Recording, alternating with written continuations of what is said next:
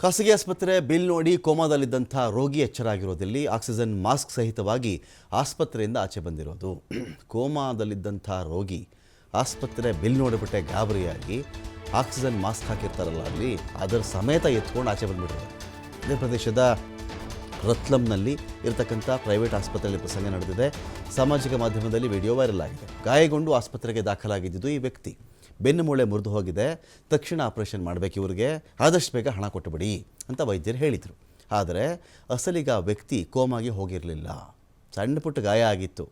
ಡಾಕ್ಟ್ರನ್ನ ಕೇಳಿದ್ರೆ ಇವನು ಕೋಮಾಗಿ ಹೋಗ್ಬಿಟ್ಟಿದ್ದಾನೆ, ಇವನಿಗೆ ಕಷ್ಟ, ಇವನಿಗೆ ಬೆನ್ನು ಮೂಳೆ ಆಪರೇಷನ್ನೇ ಮಾಡಬೇಕು, ಇದೀಗ ತುಂಬ ಗಾಯಗಳಾಗಿದೆ ಇವನಿಗೆಲ್ಲ ಹೇಳಿದ್ರಲ್ಲ. ಆ ಮನುಷ್ಯನಿಗೆ ಆ ಥರದ್ದು ಏನೂ ಆಗಿರಲಿಲ್ಲ. ಈ ಥರ ಸಣ್ಣ ಪುಟ್ಟ ಗಾಯದಿಂದ ಅಡ್ಮಿಟ್ ಆಗಿದ್ದಕ್ಕೆ ಸಾವಿರಾರು ರೂಪಾಯಿ ಬಿಲ್ ಬಂದುಬಿಡ್ತಲ್ಲಿ. ಹಣ ಮಾಡೋದಕ್ಕೆ ಪ್ಲಾನನ್ನು ಮಾಡ್ಕೊಂಡಿದ್ರು ಈ ಆಸ್ಪತ್ರೆಯವರು.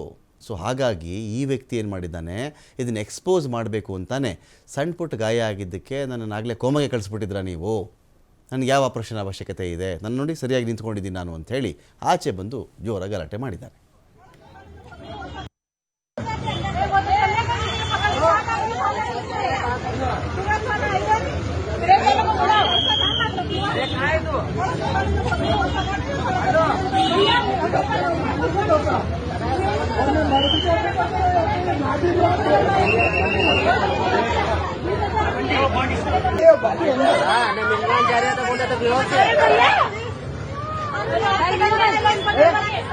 गाड़ी करोगे, गाड़ी